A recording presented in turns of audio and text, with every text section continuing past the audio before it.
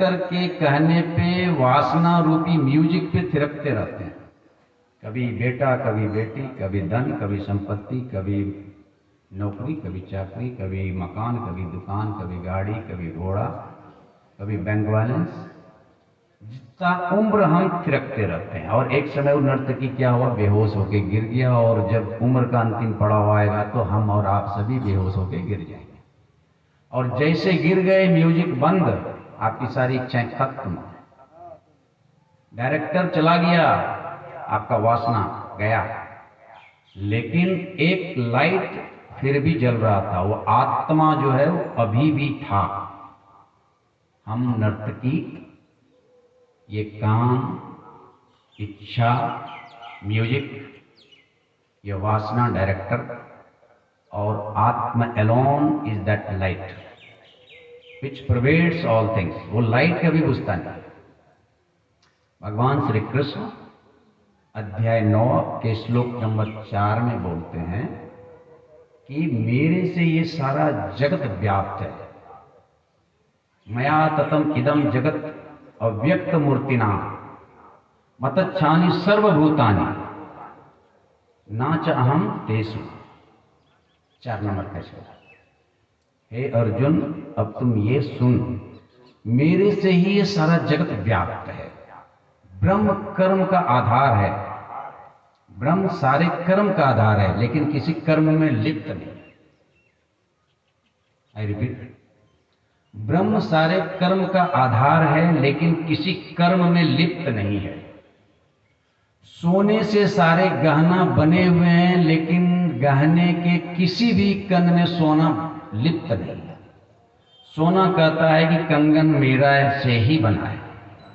सोना कहता है पाजेब मेरे से ही बना है।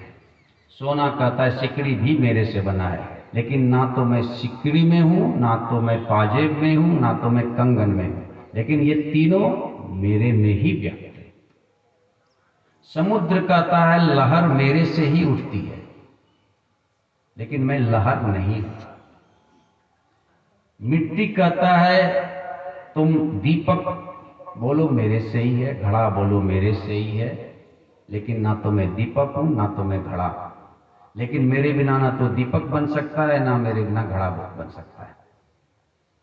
इसी तरह से ब्रह्म बोलता है, नाटा आदमी भी मेरे से है, मोटा आदमी भी मेरे से है, छोटा आदमी भी मेरे से है, सुंदर आदमी भी मेरे से है, कुरूप आदमी भी मेरे से है, गटर में गिरा हुआ आदमी भी मेरे से है, व्यासपीठ में बैठा हुआ आदमी मेरे से है, मंदिर में पुजारी मेरे से है, कसाई में कसाई खाना में कसाई भी मेरे से है, लेकिन मैं किसी से नहीं।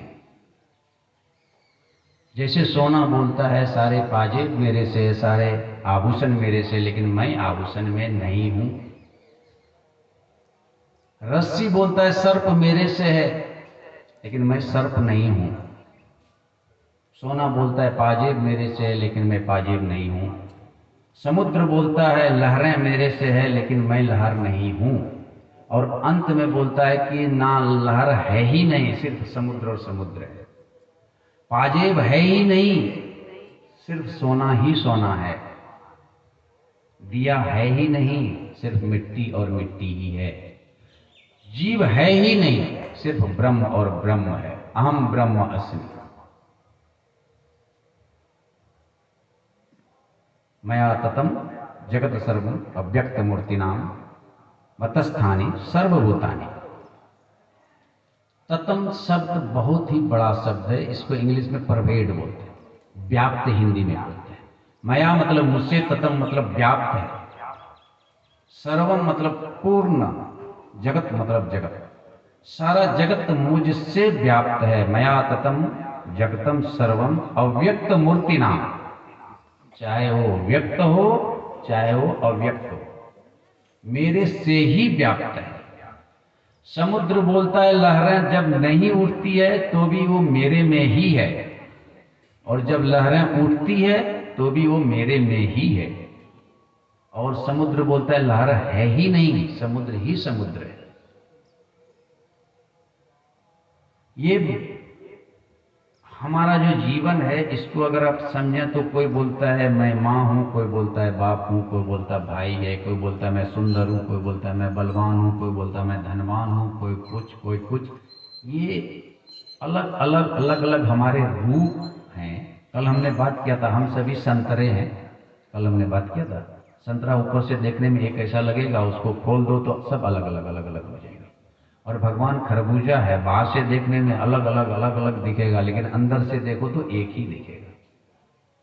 तो अगर इससे साधारण और मैं शायद नहीं समझा पाऊंगा ब्रह्म क्या है, जीव क्या है। और अभी आए इस चीज को और बात करना है या बंद करना है? कहाँ है कोई? बंद करना है। ओके 5 मिनट, तो 5 मिनट तो मेडिटेशन हो जाएगा। ओके, तो अभी चूंकि 5 मिनट बोल रहे हैं, 4:30 बजे या 3:15 बजे मैं आया था, तो तकरीबन 1 घंटा 15 मिनट हो गया है। और ये बातें तो अगर चलेगी तो दूर तक चलेगी, ये कोई 1 घंटा का चीज है ही नहीं। ब्रह्म ब्रह्म कोई रास्ते चलते हुए का शिक्षा है नहीं, ना तो कोई आंशिक पढ़ाई है, ना तो कोई 2 घंटे की चीज है कि आपने 2 घंटा सुना या हमने 2 घंटा बोला तो ब्रह्म को जान गए, ऐसा तो है नहीं। ब्रह्म एक स्थिति है। अभी इसको मैं 2 मिनट में रिकैप्चुलेट कर लूं सारे को। मैंने अभी तक अध्याय 4 ज्ञान कर्म संन्यास योग पे बातें की, और हम अभी तक 12 नंबर श्लोक तक पहुंचे। 14 नंबर का श्लोक आज करना था लेकिन कर नहीं पाए, तो कोई बात नहीं, हम फिर कभी अगर मिले, फिर कभी संवाद हुआ, भगवान की इच्छा हुई तो हम लोग बात करेंगे श्रीमद् भगवद गीता अध्याय 4। लेकिन जो मूल बातें थी कि आत्मा जगत गुरु है, ये हमने बात की थी। भगवान व्यक्ति नहीं है, स्थिति है, ये हमने बात किया था। ब्रह्म ज्ञानी ही ब्रह्म ज्ञान दे सकता है, जिसको जो अनुभव हो वही वो बात बता सकता है, ये हमने बात की थी। और इसी पे हमने श्लोक नंबर 1 से लेकर श्लोक नंबर 8 तक की बातें की थी। फिर हमने बात की अकर्ता और कर्म, ब्रह्मज्ञानी और कर्म का क्या संबंध है, और वो बात हम नहीं कर पाए क्योंकि वो 18 नंबर श्लोक तक चलेगा। तो कहने का तात्पर्य है कि ब्रह्म से हम कर्म ब्रह्म उद्भव विद्धि, ब्रह्म अक्षरो उद्भव, श्रीमद् भगवद गीता अध्याय 3 श्लोक नंबर 15। कर्म की उत्पत्ति कहां से हुई? ब्रह्म से। ब्रह्म की उत्पत्ति कहां से हुई? विष्णु से हुई। आप लोग जानते हैं ब्रह्मा जी की उत्पत्ति कहां से हुई है? विष्णु जी के नाभि से हुई है। और वेदांत कहती है कि ब्रह्मा जो है वासना का प्रतीक है। ब्रह्मा जी वासना के देवता हैं, वासना के। इसलिए पूरे भारत में ब्रह्मा जी का सिर्फ और सिर्फ एक मंदिर है, राजस्थान में। बाकी ब्रह्मा जी को कोई नहीं पूछता है, क्योंकि ब्रह्मा जी वासना के देवता हैं। और ब्रह्मा जी की उत्पत्ति विष्णु जी की गलती है, और ब्रह्मा जी का अंत शिव जी हैं। सारे वासना का अंत जब हो जाता है तो शिव जी के तीसरे नेत्र खुल जाने से हो जाता है, जिसे हम प्रलय बोलते हैं। आप जब जग जाते हो तो आपके नींद का प्रलय हो जाता है। जब आप 12वीं क्लास पास कर जाते हो तो उस स्कूल का प्रलय हो जाता है। जब आप शादी कर लेते हो तो कुमारेपन का प्रलय हो जाता है। जब आप नौकरी करने लगते हो तो आपके पर्सनल लाइफ का प्रलय हो जाता है, क्योंकि शादीशुदा हो जाते हो। और जब आप 60 साल के हो जाते हो तो आपका नौकरी का प्रलय हो जाता है, आप रिटायर हो जाते हो।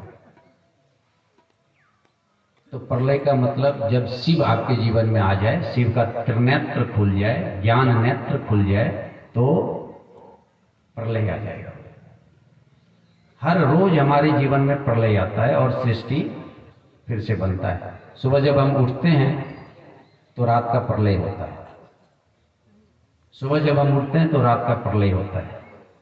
इसी तरह से अगर हम ज्ञान में आ जाते हैं तो अज्ञान का प्रलय होता है। रात कितनी भी लंबी हो, सुबह आती ही आती है। कभी आपने देखा कि रात गया ही ना हो? इसी तरह से अज्ञान कितना भी गहरा हो, ज्ञान का एक छोटा दीपक भी आप जला लोगे तो आपका अंधेरा मिटेगा ही मिटेगा। और इस बात के साथ मैं अपने वाणी को विराम देता हूं। इस भाव के साथ कि जहाँ तक हो ज्ञान कर्म संन्यास योग जो भी हम समझे उसके माध्यम से जितना भी हो हम अपने जीवन में लाएं। और एक कहानी के साथ मैं इस कहानी को अपने वक्तव्य को विराम करूंगा। इच्छाएं, मैंने बात की थी एक इच्छा किसके पास, तो मैंने पहले ये कहानी कही है, याद होगा आपको या नहीं होगा। यंग टैलेंटेड बिजनेसमैन का एक 18 साल का लड़का, बहुत ही गोरा चिट्टा सुंदर, नौकर है चाकर है, गाड़ी है घोड़ा है बंगला है, 8 कंपनी का मालिक है, शादी नहीं होता उसका। मालूम नहीं क्यों नहीं होता शादी। एक दिन भगवान जी उसके सपने में आए, बोला मैं तुम्हें वरदान देता हूं, तुम जो मांगोगे क्षिप्रम मानसो लगे, तुम्हें तुरंत मिलेगा। बोला 1 या 2, बोला तुम जितना मांगोगे उतना, 10 मांगा तो 10। बोला ठीक है। तो अब उसका शादी हो नहीं रहा है, 20 साल हो गया, 21 साल हो गया, 22 साल हो गया, नौकर है चाकर है, गाड़ी है घोड़ा है बंगला है, बैंक बैलेंस है, 10 कंपनी का मालिक है, शादी नहीं होता है। वो गया भगवान जी के पास, बोला भगवान जी एक वरदान। बोला बोलो। बोला मेरे को नौकर है चाकर है, गाड़ी है घोड़ा है, बैंक बैलेंस है, शादी नहीं होता है। बोला क्या चाहिए बताओ, चाहिए क्या? बोला एक पत्नी चाहिए, सुंदर सुशील पत्नी चाहिए। बोला एवं मस्तो क्षिप्रम ईमान से लोके, जैसे नींद से जगा बरतवार दरवाजे पे खड़ा था, शादी हो गया। बहुत ही सुंदर पत्नी मिला, शादी हो गया। चूंकि बिजनेसमैन पैसा वाला, पूरे शहर में लाइट लगाया, पूरे शहर को खाना खिलाया, पूरे शहर को भोज दिया, दावत दिया, सारे कर्मचारी को बोनस दिया। दिन बीतने लगा, नौकर है चाकर है, धन है दौलत है, बैंक बैलेंस है, गाड़ी है घोड़ा है, दुनिया भर का कंपनी है, और अब तो सुंदर पत्नी भी मिल गई। समय बीता, साल बीता, 2 साल बीता, 4 साल बीता, 5 साल बीता, 6 साल बीता, पत्नी को बच्चा नहीं हो रहा। गाड़ी है घोड़ा है, धन है दौलत है, बैंक बैलेंस है, सुंदर पत्नी है, संतान नहीं है। पत्नी ने बोला जाओ, तुमको तो भगवान ने वरदान दिया, जाओ। बोला ना मैं नहीं जाऊंगा। बोला नहीं जाओ। बोला ठीक है जाता। गया भगवान जी के पास, बोला बोलो अब क्या है? बोला भगवान जी आपका दिया हुआ सब कुछ है, धन है दौलत है, बैंक बैलेंस है, गाड़ी है घोड़ा है, नौकर है चाकर है, अब तो सुंदर पत्नी भी है, लेकिन एक संतान हो जाता तो अच्छा था। बोला तथास्तु। 9 महीने के बाद उनके घर में एक अच्छा बालक पैदा हुआ, सुंदर गोरा चिट्टा स्वस्थ हृष्ट पुष्ट। अब तो उसने और नगर को सजाया, अपने राज्य को सजाया, अपने लोगों को double promotion, double increment, double bonus, जितना पैसा है दिल खोल के, नौकर है चाकर है, गाड़ी है घोड़ा है बंगला है, सुंदर बीवी है, सुंदर बच्चा है, खुशी का कोई ठिकाना नहीं। साल गया, 2 साल गया, 3 साल गया, 2 साल गया, नहीं गलत बोला, साल गया 2 साल गया, बच्चा ना सुनता है ना बोलता है, यहां से बहरा यहां से गूंगा। अभी नौकर है चाकर है, गाड़ी है घोड़ा है बंगला है, गाड़ी है, बिजनेस है, पत्नी भी है, बच्चा भी है, लेकिन बच्चा ना बोलता है ना सुनता है। अभी इतना पैसा है, अमेरिका गया, इंग्लैंड गया, रूस गया, जर्मनी गया, सारे दुनिया के डॉक्टर से दिखाया, नहीं हुआ। पत्नी ने बोला जाओ। बोला इस बार तो मैं जाऊंगा ही। बोला क्यों भाई क्या हो गया? बोला तुम्हारे कहने पे मैं गया, बच्चा तो भगवान जी ने दिया, अब मैं फिर जाऊंगा, पूछेगा क्या चाहिए, मैं उसको बोलूंगा उसको सुनने का और बोलने का दे दो, वो दे तो देगा, लेकिन क्या भरोसा ये बड़ा हो गया बोलेगा कैसा और सुनेगा कैसा, इसलिए अब मैं जाऊंगा ही नहीं। तो इच्छा वही ऊँट है जो एक साथ सब ना बैठेगा ना सोएगा, इच्छा हमेशा जगा रहेगा। तो आप इच्छा को पूरा कर रहे हैं, इच्छा को खत्म कर रहे हैं। एक व्यक्ति शराब पीने का व्यसन है, शराब आगे है, वो पी लिया, उसको बोलते हैं, जब मैं यज्ञ पे बात करूंगा कभी, वो 12 यज्ञ जो भगवान जी ने बताया तो उसमें ये बात आती है संयम की, तो उसे संयम नहीं है, इसलिए उसने दारू देखा और पी लिया। उससे जो श्रेष्ठ थोड़ा व्यक्ति है, उसने दारू देखा, अपने ऊपर कंट्रोल किया, बोला ना अब न पीऊंगा, तो उसने दारू नहीं पिया। तीसरा व्यक्ति है, उसको बार में ले जाओ, बार में ले जाओ, पूरे बार में ले जाओ, उसको पीने की इच्छा ही नहीं है। आप 100 बोतल के अंदर में उसको रख दो, वो नहीं पिएगा। तो इच्छा को पूरा करना है या इच्छा को खत्म करना है, ये हमारे ऊपर है। आपको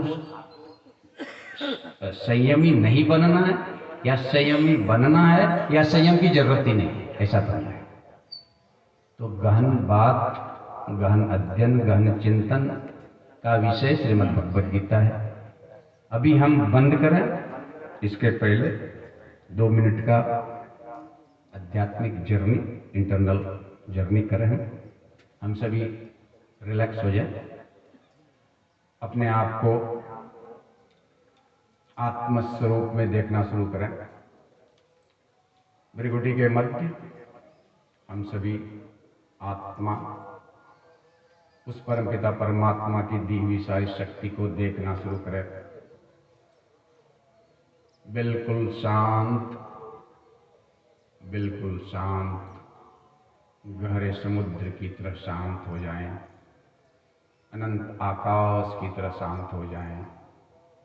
दोनों भृगुटी के मध्य हम एक प्रकाश पुंज को देख रहे हैं।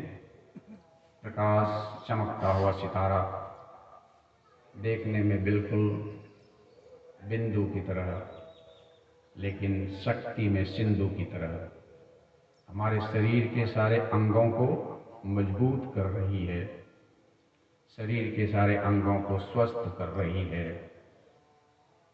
वो शक्ति, उस परमपिता परमात्मा की असीम शक्ति का आभास हो रहा है। ज्ञान चक्षु खुल रहे हैं, कर्म बिंदु बढ़ रहा है, कर्म क्षेत्र बढ़ रहा है। हमारा और आपका शरीर बिल्कुल बलिष्ठ हो रहा है, मन बिल्कुल शांत, बुद्धि बिल्कुल तीक्ष्ण।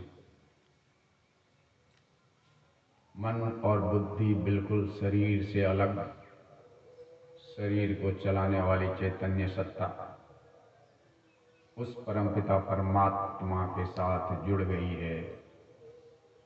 और उस योग के बल पे हम अपने आप को ब्रह्म अस्मि, ब्रह्म अस्मि, ब्रह्म अस्मि का स्मरण दिला रहे हैं।